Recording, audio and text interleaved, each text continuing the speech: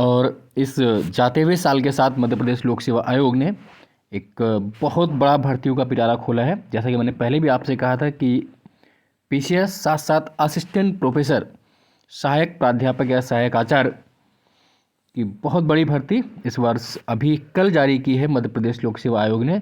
सहायक प्राध्यापक इतिहास परीक्षा, ये इतिहास का विज्ञापन है। इसी तरह अन्य सब्जेक्ट जो भी आपके बायोटेक है, ज्योग्राफी है, केमिस्ट्री है, मैथ्स है, हिंदी है, संस्कृत, उन सब के विज्ञापन अलग अलग जारी किए गए हैं। उच्च शिक्षा विभाग मध्य प्रदेश शासन हेतु सहायक अध्यापक पद की पूर्ति विज्ञापन। पहली बात तो इसमें पोस्ट बड़ी मात्रा में है, लगभग 2000 के आसपास। मैंने पहले भी कहा था 1696 प्लस पोस्ट यहाँ पर दिए हैं। अलग अलग आप पूरे विज्ञापन चेक कर सकते हैं। अलग अलग सब्जेक्ट वाइज उन्होंने अलग अलग विज्ञापन दिया, लेकिन योग्यताएं सबकी लगभग एक सी है। तो पहले हम बात करेंगे क्या एग्ज़ाम डेट है और कब तक आपको इस फॉर्म को फिलअप करना है। तो जो फॉर्म भरने की डेट बहुत लंबी दी है, आराम से भर सकते हैं आप। 31 से लेकर 31 मार्च, यानी कि 31/30/2003, 31 मार्च 2023 तक आपको फॉर्म भरने, और तब तक सीटें और भी बढ़ेंगी। मैंने पहले भी कहा था कि लगभग 2000 प्लस सीटें रहेंगी, क्योंकि ये विज्ञापन जो अभी तक आए हैं वो दिसंबर तक के इनके पास आए हैं। 3 महीने में और भी कुछ रिटायर होंगे या जो सीटें खाली होंगी जुड़ करके लगभग 2000 सीटें हो जाएंगी, उसके ऊपर हो जाएगी। अब इसमें क्या करना है कि एक तो ऑनलाइन आवेदन स्वीकार किए जाएंगे, और जो अन्य किसी प्रकार के आवेदन आपसे स्वीकार नहीं किए जाएंगे। सबसे बड़ी बात यह है कि जो एज की गणना होगी, बहुत फायदा होगा उन लोगों को जो ओवर एज हो रहे थे। आयु की गणना 1 जनवरी 2023 से हो, है ना। नॉर्मली जुलाई से करते हैं, बट यहाँ पर जो गणना किससे हो रही, 1 जनवरी 2023 से की जाएगी। और आपकी जो डेट ऑफ बर्थ होगी, मैंने हमेशा कहा कि आपकी डेट ऑफ बर्थ सिर्फ वही मान्य होती है जो आपकी 10th स्टैंडर्ड यानी कि हाई स्कूल की मार्कशीट में जो आपका लिखा होता है, खासतौर से सनद में, प्रमाण पत्र में आयु का प्रमाण पत्र वही होता है। इसके अलावा कोई प्रमाण पत्र आयु का नहीं होता है। जो भी हाई स्कूल की मार्कशीट में लिखा होगा, आपका जन्मतिथि हो, पेरेंटल नेम हो, डीओबी हो, प्लेस हो, वो सब माना जाएगा उसी में। आगे अब देख लेते हैं इसमें क्या और है। पूरा फॉर्म भरने के बाद वो पूरा आप पढ़ लेंगे कैसे क्या क्या इसको विज्ञापन में देना है। आप ये जानते हैं चूँकि ऑब्जेक्टिव आपका OMR आधारित परीक्षा होनी है ना। तो परीक्षा केंद्र, प्रवेश की उपलब्धता पूरी आपको आयोग पर जानकारी मिलेगी। परीक्षा नियम पूरे हैं, वो बाद में पढ़ेंगे। अब हम सबसे पहले बात करते हैं यहाँ पर कि कौन कौन इसके योग्य होंगे, क्या क्या है। जैसे अगर हम इतिहास की बात करें तो अलग अलग सब्जेक्ट के अलग अलग पद हैं, मैं बाद में बात करूंगा। हिस्ट्री कुल 77 पोस्ट है ओवरऑल। अभी जो पद है वो कितने हैं, 1696 अलग अलग पूरे का मैं विज्ञापन बाद में अलग अलग दूंगा। अब जैसे हिस्ट्री बात करें तो उसमें 32 सीटें जनरल की है, SC की 8 है, ST की 15 है, 17 OBC की, 5 EWS की है। उसमें फिर MP के जो मूल निवासी महिलाओं के आरक्षित हैं, 11 UR के लिए, 3 SC, 5 ST, 6 OBC, 2 EWS, और जो दिव्यांग हैं MP के उनके लिए भी 2 सीटें हैं। खैर पूरी बात हम यहाँ पर करेंगे। एक तो राजपत्रित गस्टेड पोस्ट है आपकी, है ना, 2य श्रेणी की है, और इसका जो पे बैंड है, पे बैंड लेवल कितना है, 10, वेतनमान 10 है आपका, और 57,700 आपका स्टार्टिंग पे बैंड है। और सहायक प्राध्यापक के नाम से आप इसके लिए, आप देखिए योग्यता क्या क्या है। सबसे बड़ी बात वो है कि किसी भी विषय में आप जिस विषय के लिए फॉर्म भरेंगे, चाहे कला हो, वाणिज्य हो, मानविकी हो, विद्युत सामाजिक विज्ञान, विज्ञान भाषाएं, विधि, law, what they have to qualified minimum 55% mark, कम से कम 55% अंक के साथ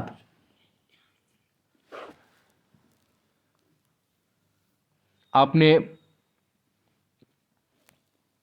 PG किया हो। पोस्ट ग्रेजुएशन जो है कितना होना चाहिए, 55% अंक के साथ। यानी कि जिस विषय से आप प्रोफेसर बनना चाहते हैं उसके लिए ज़रूरी क्या है कि सबसे पहले तो आपके पास 55% PG हो, चाहे MA हो, MSc हो, MCom हो, MTech, वॉटेवर, जो भी आपके लिए लागू होता है।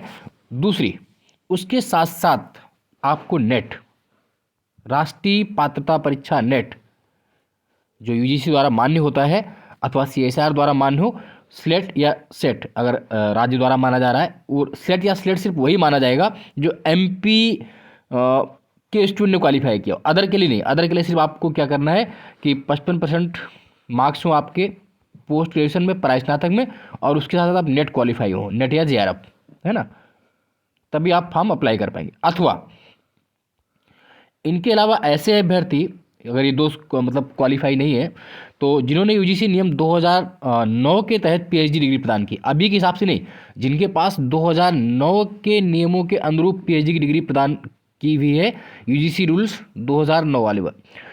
बाद में ऐसे विनियमों द्वारा जिन्हें यूजीसी ने अधिसूचित किया है, तो न्यूनतम मानक एवं विधि जो कि पीएचडी प्रदान करने के लिए ऐसे अभ्यर्थियों को नेट स्लेट सेट की अनिवार्यता से छूट मिल जाएगी। किन्हें मिल जाएगी? जो यूजीसी नियमन 2009 के तहत पीएचडी डिग्री प्राप्त किए हुए, जो कि विश्वविद्यालय महाविद्यालयों में सहायक प्रोफेसर अथवा इनके समतुल्य स्थिति वाली भर्ती नियुक्तियों के लिए निर्धारित की गई। तथापि दिनांक 11 जुलाई 2009 से पूर्व एमफिल पीएचडी हेतु पाठ्यक्रमों के लिए पंजीकृत अभ्यर्थियों को उपाधि प्रदान किया जाना उपाधि प्रदान करने वाले संस्थान के तत्कालीन अध्यादेश उपवाद विनियमों के उपबंधों द्वारा शासित होगा, है ना। तो सीधी सी बात यह है कि जो यूजीसी रेगुलेशन 2009 के तहत पीएचडी किए होंगे उन्हें नेट और स्लेट से छूट रहेगी।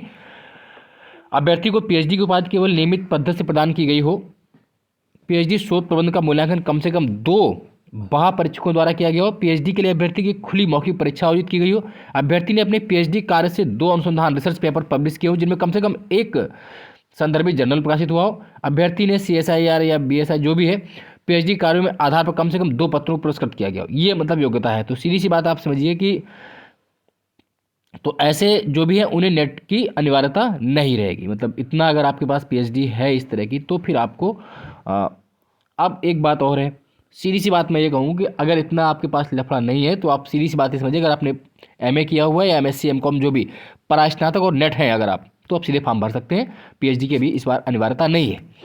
अब उसके बाद जो छूट है उसमें छूट के अनुसार बात कर लें। 18 जुलाई के अनुसार जो SC ST और दिव्यांग है उन्हें स्नातक स्तर पर स्नातकोत्तर पर 5% की छूट है, यानी कि सबके लिए जो 50-55% है, अगर आप SC कैटेगरी के हैं या ST कैटेगरी के हैं या दिव्यांग हैं तो आपके लिए 50% पे भी आप फॉर्म भर पाएंगे। मतलब जो 55% है वहाँ पर 5% को आपको छूट दी जाएगी। और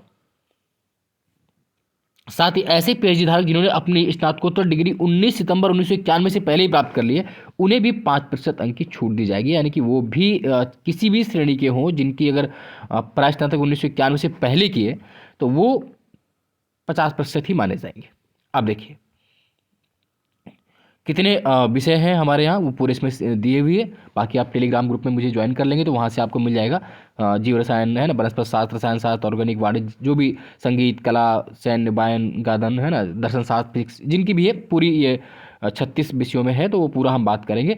और हिस्ट्री वाले यहाँ पर एमपी में यूपी की तरह नहीं होता है, एमपी में इतिहास ही काउंट होता है। अपने यूपी में क्या होता है, प्राचीन इतिहास की भर्ती अलग होती है, इतिहास के अलग। एमपी में इतिहास एक ही विषय है तो उसके लिए आप चाहे आधुनिक इतिहास से, मॉडर्न हिस्ट्री से हो, चाहे मेडिवल से हो, चाहे एशियंट, सभी वाले स्टूडेंट पार्ट होंगे किसके लिए, हिस्ट्री के लिए। अब एज कितनी है, 21 वर्ष मिनिमम है और मैक्सिमम कितनी है, 40 वर्ष। 21 से 40 वर्ष की आयु के भीतर आयु सीमा वाले लोग इसमें फॉर्म भर पाएंगे। बाकी जो छूट है उन्हें जो एमपी के हैं, जो वहाँ पर लोकल हैं, उनकी आयु सीमा में जो जिस हिसाब से हैं जिस कैटेगरी में, उन्हें अधिकतम 3 वर्ष की छूट भी दी जाएगी। छूट के लिए पूरा यहाँ पर विज्ञापन दिया हुआ, वो बता देंगे क्या क्या है। तो एक मतलब मूल जो छूट मिलेगी वो सिर्फ मूल निवासियों को ही मिलेगी और को नहीं मिलेगी। किसी भी प्रवर्ग में एमपी की मूल निवासी महिलाओं के लिए आरक्षित, जो महिला अभ्यर्थी के लिए जो आरक्षित सीटें हैं वो सिर्फ एमपी की मूल निवासी महिलाओं के लिए होगी, बाकी महिलाओं के लिए नहीं होगी जो अदर स्टेट्स की होंगी। ये आप याद रखें, है ना। SC ST OBC महिला दिव्यांगजन हेतु जो भी आरक्षित पद हैं केवल एमपी के मूल निवासी को ही मिलेगा, चाहे SC हो, चाहे ST हो, चाहे OBC हो, EWS हो या वुमेन्स हो। इनको सिर्फ रिजर्वेशन किसको देंगे, जो एमपी के मूल निवासी होंगे, बाकी स्टेट्स के नहीं। एमपी के बाहर के SC हो, ST हो, OBC हो या महिला, वो सब किस में आएंगे, सामान्य में आएंगे, अनारक्षित ही लिखेंगे, याद रखना इसको। और हाँ, एक अच्छी बात है कि एमपी ने यह भी कर रखा है कि कोई भी उम्मीदवार जिनके 2 या 2 से अधिक जीवित संतानें हैं, जिनका जन्म 26 जनवरी 2001 को या उसके पश्चात हो, किसी सेवा में नियुक्त के लिए पात्र नहीं होगा। यानी अगर 2 से अधिक आपकी संतानें, तो आप फिर फॉर्म भरने के लिए योग्य नहीं है ना। थोड़ा सा ये बड़ा वैसा मामला है फिर भी, लेकिन। और दूसरा, अगर आप किसी भी महिलाओं के विरुद्ध किसी अपराध के लिए सिद्ध दोष ठहराए गए तो भी आप फॉर्म नहीं भर सकते हैं। या दूसरा ये है कि कोई उम्मीदवार जिसकी 2 से अधिक, 2 नहीं मतलब 2 तो आप फॉर्म भर सकते हैं, 2 से अधिक जीवित संतानें हैं जिनमें से एक का जन्म 26 जनवरी 2001 को या इसके बाद हो, वो किसी सेवा या पद के लिए नियुक्त का पात्र नहीं होगा। परंतु कोई भी उम्मीदवार जिनकी पहले से एक जीवित संतान है तथा आपसी आगामी प्रसव 26 जनवरी 2001 को या उसके पश्चात हो, जिसमें 2 या 2 से अधिक संतान का जन्म होता है, किसी भी सेवा या पद पर नियुक्ति के लिए निर्धारित नहीं होगा, है ना। ये आप समझ लीजिए इसको पूरा, अगर ऐसा कुछ है तो। खैर, और इसमें कोई बहुत अब क्या कैसे कैसे एग्जाम होना है ये आप देख लीजिए। उपयुक्त पदों पर अंतिम चयन प्रतियोगी परीक्षा तथा साक्षात्कार के माध्यम से होगा।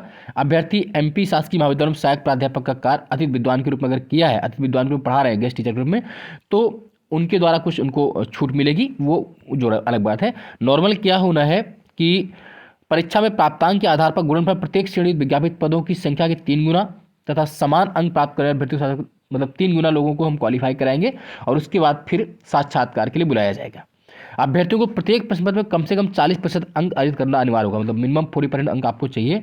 एमपी के SC ST OBC और EWS तथा दिव्यांग को 10% की छूट दी जाएगी, यानी कि इनके लिए प्रत्येक प्रश्न पत्र में कम से कम कितना चाहिए, 30% चाहिए। पूरी बात समझ लीजिए। अगर आप अदर स्टेट्स के हैं तो आपको और सामान्य में है तो आपको प्रत्येक पेपर में 40% मार्क चाहिए, but otherwise you have to belong UP, like UP and Uttarakhand and other state, then you have to know relaxation with the categories of SC ST, छूट नहीं मिलेगी आपको। और परीक्षा केंद्र भी इन्होंने दे दिए, कहाँ कहाँ आपका एग्जाम होना है। वो भोपाल है, उज्जैन है, इंदौर, शहडोल, ग्वालियर, चंबल, जबलपुर, रीवा, सागर, नर्मदापुरम, बेसिकली जितने मंडल हैं उन पर है। आप जहाँ पर घूमना चाहते हैं वहाँ एग्जाम दीजिए आप। उसके बाद आयु सीमा की जो छूट है वो यहाँ पर दी है। उच्चतर आयु सीमा में क्या क्या छूट है, मतलब नॉर्मल अगर वहाँ के हैं तो कुल मिला के अधिकतम आयु सीमा में छूट कितनी होगी, 48 वर्ष तक आप फॉर्म भर सकते हैं, लेकिन वहाँ के हो आप, है ना। 3 वर्ष की है, किसी को 45 वर्ष, किसी 48 वर्ष, वो अलग अलग छूट है। अति विद्वान के लिए अलग छूट है, सामान्य के लिए अलग छूट है, जैसे जो है SC ST के लिए, ठीक है। तो ये पूरा विज्ञापन हो गया। बाकी विस्तृत जानकारी मैं जल्द ही आपको फिर से दूंगा, और अभी इसमें इतना लंबा वीडियो बनना संभव नहीं है। पूरी जानकारी मैं अधिकतम फिर से एक वीडियो बना करके आपको दूंगा, क्या क्या कैसे आपको फॉर्म भरना है, कौन सी पढ़ाई करनी, क्या क्वेश्चंस आने हैं, कितने मार्क्स हमें करना है, क्या एग्ज़ाम में हमारा सिलेबस रहता है। ठीक है, तो आज के लिए इतना ही करते हैं। इसकी जल्द ही मैं डिटेल जानकारी पूरी आपको शेयर करूंगा, आज रात या कल बना करके पूरा वीडियो, कि कितना आपको पढ़ाई करनी, कहाँ से कहाँ करें और क्या क्या क्वेश्चन बनते हैं। क्योंकि MP असिस्टेंट प्रोफेसर मेरे बहुत से साथी कार्यरत भी हैं, और हालांकि बाद में उन्होंने रिजाइन किया, वो UP आ गए बाद में। तो उसका भी मैं आपको डिटेल जानकारी दूंगा, कहाँ कहाँ से कितनी पढ़ाई करनी है। और अगर कुछ ऐसा कुछ कोर्स होगा GS के लिए तो मैं उसको ज़रूर स्टार्ट करूँ। मेरा बैच भी चल रहा है, आप चाहें तो 7237853197 723750 के स्थान पर जानकारी करके ले सकते हैं। आपको टीम पूरी जानकारी दे देगी कि कितना क्या करना है। खैर आज के लिए इतना ही। जय हिंद, जय भारत, धन्यवाद।